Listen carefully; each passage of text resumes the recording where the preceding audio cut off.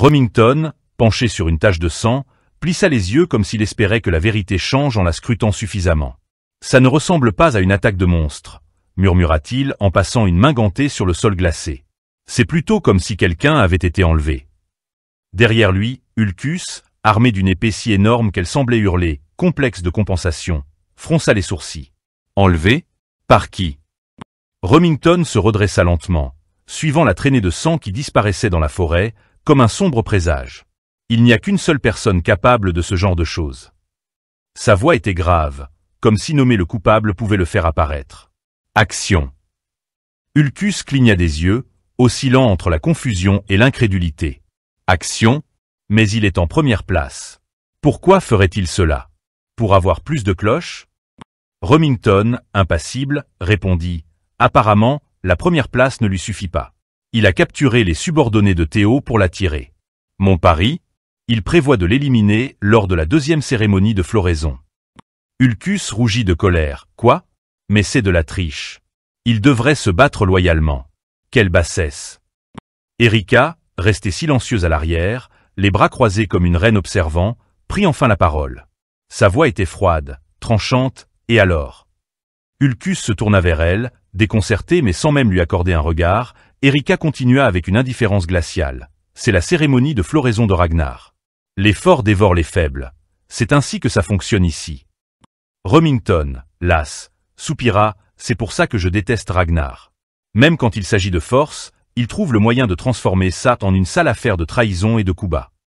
À ces mots, l'expression de Erika s'assombrit, et son regard, tel un prédateur, se posa sur Remington. Fais attention à tes mots, siffla-t-elle. Mais Remington, inébranlable, soutint son regard. Je pars à la recherche des subordonnés de Théo. Si les rôles étaient inversés, il n'hésiterait pas à sauver les miens. Si vous venez, vous serez d'une grande aide. Ulcus, soudain enthousiaste, s'écria « Oui, Erika, viens avec nous ». Erika ferma brièvement les yeux, comme pour rassembler la patience d'expliquer une évidence. Lorsqu'elle parla enfin, ses mots furent aussi coupants que la glace. « Non, je ne suis pas intéressé. » Ulcus, abasourdi, la regarda s'éloigner. « Pourquoi ?» Sans se retourner, Erika lança. « Je suis venu ici pour rencontrer Théo Ragnar, pas pour jouer les sauveuses. Je ne perds pas mon temps avec ceux qui me sont inférieurs. » Furieux, Ulcus cria. « Erika, tu es une ordure ou quoi ?» Elle s'arrêta net, agacée par les propos de Ulcus. Avant que la dispute ne dégénère en duel, Remington intervint, d'un ton calme mais ferme. « Erika, je sais pourquoi tu veux rencontrer Théo. » Son masque d'indifférence vacilla un instant alors qu'elle fixait Remington. « Si tu m'aides cette fois, poursuivit-il, sa voix assurée, je te promets que cela te rapprochera de ce que tu cherches. » Erika l'observa un moment, puis soupira, résignée. Les trois prirent la direction des traces de sang dans la forêt. Alors qu'ils avançaient dans la forêt enneigée, le vent glacial mordant leur visage, l'expression déterminée de Remington se durcit. « Tenez bon, tout le monde, pensa-t-il.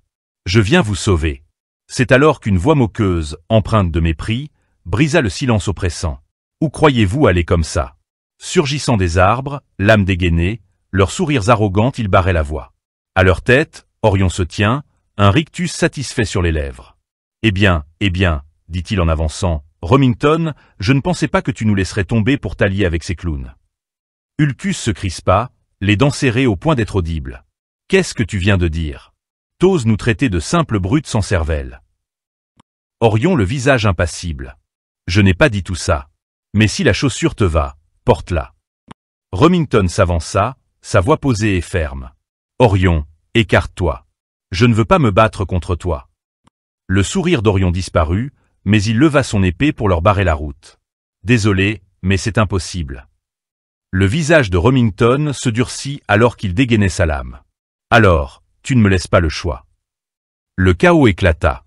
Les deux groupes s'affrontèrent dans une cacophonie d'acier et de violence. Remington, implacable et concentré, menait l'assaut. Non loin de là, les camarades de Théo étaient dans une situation bien moins glorieuse. Misérablement sur le sol gelé, ligotés comme des paquets mal emballés, ils tentaient de garder espoir. L'un d'eux, un homme au regard brûlant de détermination, fixait une épée brisée à ses pieds.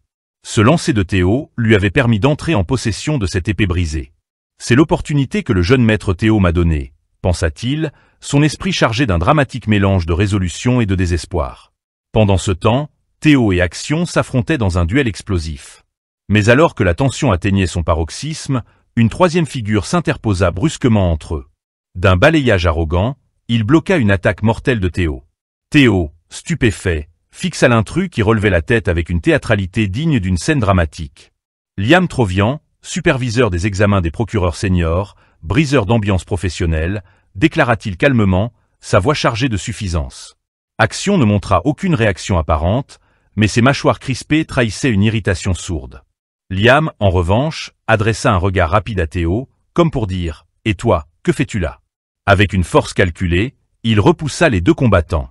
Théo vacilla, tentant de comprendre ce qui venait de se passer. Action, toujours silencieux, semblait peser l'idée de poignarder Liam sur le champ, tout en considérant le poids administratif que cela impliquerait. Escortez le jeune maître Action, ordonna Liam d'un ton impérieux. Un autre homme encapuchonné apparut remettant son épée à Action. Action accepta l'arme sans un mot, son visage fermé, mais son poing serré trahissait une colère contenue. Liam se tourna alors vers Théo, son épée brillant sous la lumière froide de la neige. Théo raffermit sa prise sur son arme, son regard brillant de défi. « M'occuper du reste ? Non, mon gars, ce n'est pas fini entre nous. » Liam attaqua, leurs lames s'entrechoquant dans une danse mortelle. Les mouvements de Liam étaient d'une précision presque inhumaine, tandis que Théo peinait à égaler sa force. Chaque muscle de son corps hurlait de douleur, mais il refusait de céder. « Il est fort, pensa-t-il, les dents serrées. Mais je ne reculerai pas. » Alors que Liam préparait son coup fatal, levant son épée pour l'abattre, un bruit sourd retentit. Théo semblait dépassé. Mais son mouvement se figea, son souffle s'arrêta. Une gerbe de sang éclaboussa la neige immaculée. « Jeune maître Action !» murmura Liam. Derrière lui, Action se tenait, son épée profondément plantée dans le dos du procureur. Ses yeux brillaient d'une colère glaciale. « Je ne t'ai jamais demandé d'intervenir, » grogna-t-il, sa voix aussi froide que le vent mordant qui soufflait autour d'eux. Théo était confus, ne comprenant pas ce qui se passait. Liam s'effondra tandis qu'Action gardait ce même regard perçant, rouge de colère. Les autres examinateurs qui soutenaient Action étaient tous choqués, se demandant ce que faisait le jeune maître Action. Action, dégageant une aura démoniaque, gronda profondément et de manière menaçante. « Tu es intervenu dans le combat parce que tu pensais que j'allais perdre. C'est une insulte pour moi, une insulte pour l'héritier. » Voyant ce qui se déroulait devant lui, Théo, plus confus que jamais, se dit « Qu'à, le bâtard, il se croit déjà prince héritier ou quoi ?» Action continua calmement. « Théo Ragnar, j'admets que tu te débrouilles bien. » Action repensa à son enfance, à son oncle Ted Trovian, qui lui disait qu'il était destiné à régner sur Ragnar. Les yeux rouges comme le sang et d'une voix profonde et perçante, Action menaça. « Mais tu es plus faible que moi. Et la conclusion est que moi, Action, serai celui qui montera sur le trône de Ragnar. » Action était déterminé à ne pas perdre face à un pathétique faiblard comme Théo. Résolu à écraser tout sur son passage, Action s'élança vers Théo, son épée cramoisie débordant de puissance. Son coup frappa le sol avec une telle force qu'il faillit le fendre en deux. L'impact était si puissant que son épée laissa un immense cratère, mais Théo avait disparu. Théo avait esquivé l'attaque et se trouvait dans les airs, son regard rouge perçant. Il se préparait à contre-attaquer. Un coup puissant s'abattit sur Action, lui tranchant la main et brisant son épée. Non loin de là, Liam essayait encore tant bien que mal de se relever.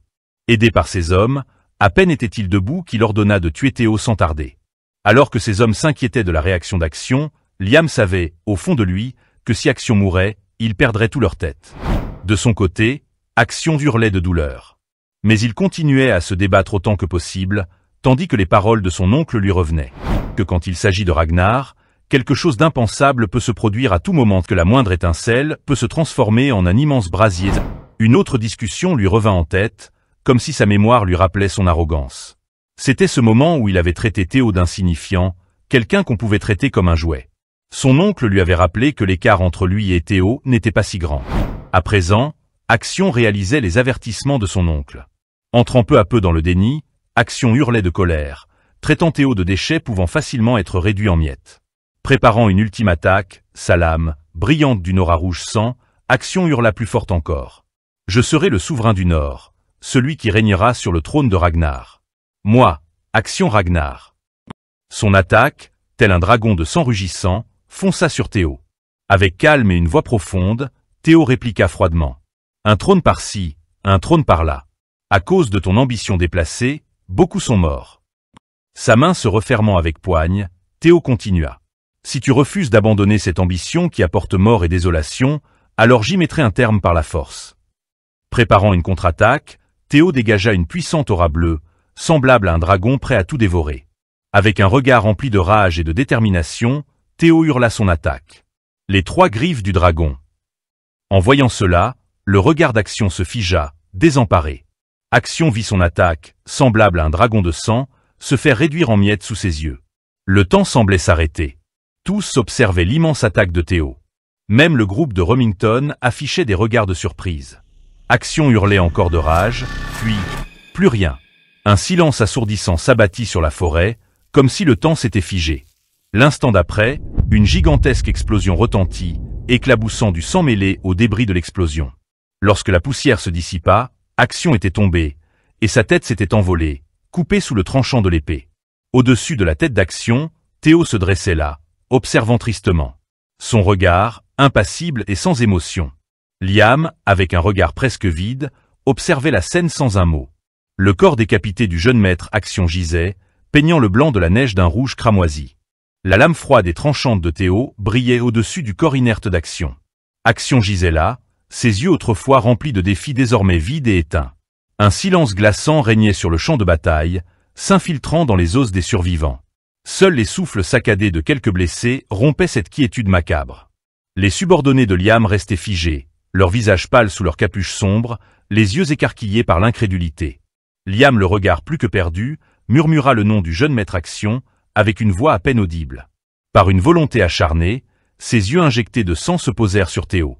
Une flamme mêlée de rage et de désespoir y brûlait. « Tuez-le » râla-t-il, sa voix brisée. « Tuez-le. Tuez ce salaud. » Théo se tenait là, couvert de sang, le sien et celui des autres. Son manteau blanc autrefois immaculé était maintenant taché des horreurs de la bataille. Malgré son épuisement manifeste, son regard restait aiguisé, balayant les membres restants du bureau central d'intelligence comme un prédateur jauge sa proie. C'est mauvais, pensa Théo, son esprit en alerte. 3 procureurs supérieurs subordonnés de Liam fonçaient sur lui. Même à son apogée, ce serait risqué. Mais maintenant, ses membres hurlaient de douleur, ses réserves de mana étaient presque épuisées, et chaque muscle de son corps menaçait de céder. Pourtant, il serra les dents, raffermissant sa prise sur son épée.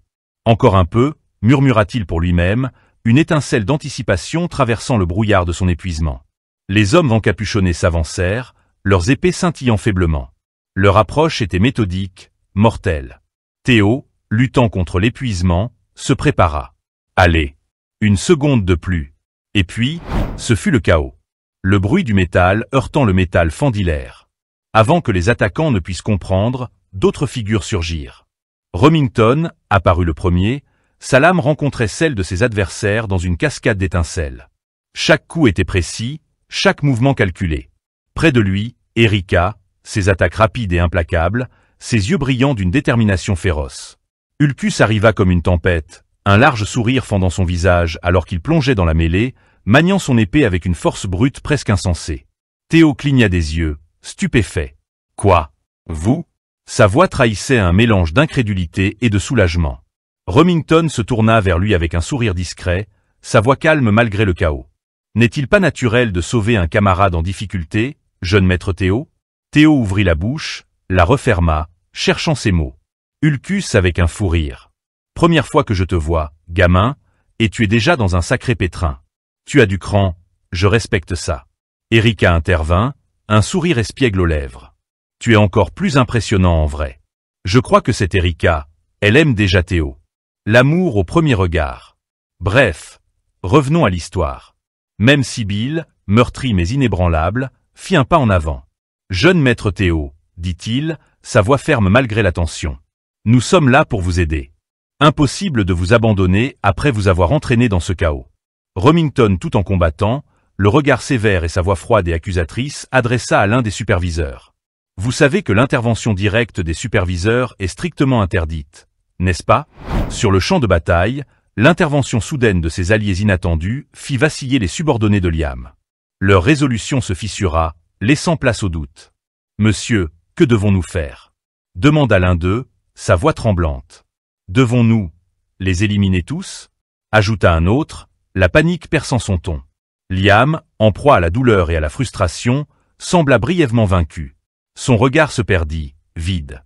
Nous sommes condamnés, murmura-t-il, sa voix glaciale. Tout ceci était la faute de ce bâtard de Théo. Liam s'arrêta, scrutant le champ de bataille tel un artiste dérangé admirant son macabre chef-d'œuvre. La meilleure façon, murmura-t-il, savourant chaque mot comme s'il s'agissait de la chute d'une blague sinistre, c'est de tuer tout le monde. Son regard balaya la scène, s'attardant sur les corps éparpillés au sol. Avec l'assurance d'un homme qui n'a plus rien à perdre, il poursuivit gravement. Tuer tous les candidats sur place. Ses subordonnés échangèrent des regards inquiets, leurs visages figés entre l'horreur et l'incrédulité. Monstre de 5e grade, annonça-t-il, sont-on aussi détachés que s'il présentait une carte des vins. De quoi transformer ce champ de bataille en cimetière. Personne ne soupçonnera l'implication des Trovians. Liam tenant fermement une sacoche contenant des sphères, déterminé. Alors que Liam commençait à libérer les sphères de monstres, une voix trancha l'atmosphère oppressante. Que se passe-t-il ici? Liam se figea. L'autorité calme de cette voix coupait plus profondément que n'importe quelle lame. Avant qu'il ne puisse réagir, voulant briser les sphères pour libérer les monstres, une douleur fulgurante traversa sa poitrine. Un hoquet étranglé s'échappa de ses lèvres alors qu'il vacillait. De l'ombre, des silhouettes émergèrent. Les superviseurs du clan du Dragon Blanc, du palais de la Fleur de Prunier et du palais des Jonquilles. Leurs visages étaient marqués par la suspicion et l'inquiétude, leurs regards perçants disséquant la scène de carnage. Liam s'effondra mort sa chute, interpellant l'attention les autres. Selfor Garner, du clan du Dragon Blanc, fit un pas en avant, sa voix sévère s'adressant aux subordonnés de Liam. Vous trois là-bas, arrêtez et suivez-nous si vous ne voulez pas finir comme votre chef Liam. Mais les superviseurs restaient impassibles. La voix de Selfor résonna à travers le champ de bataille, aussi implacable qu'une cloche funèbre. Vous trois, là-bas, arrêtez. Suivez-nous, si vous tenez à vos vies. Les subordonnés de Liam étaient cernés de toutes parts. L'atmosphère était suffocante. Les subordonnés de Liam hésitèrent, déchirés entre leur loyauté et leur instinct de survie. Au milieu de tout cela, Théo restait silencieux. Son regard distant semblait observer la scène comme un homme trop épuisé pour s'en soucier. Dieu merci, murmura Théo, sa voix lourde de soulagement. Les superviseurs.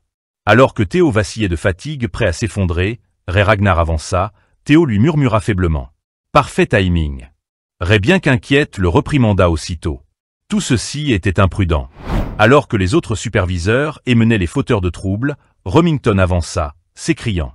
On commençait à s'inquiéter. Erika, sa voix mêlant admiration et admiration. Ne pense pas t'en tirer à si bon compte, Théo.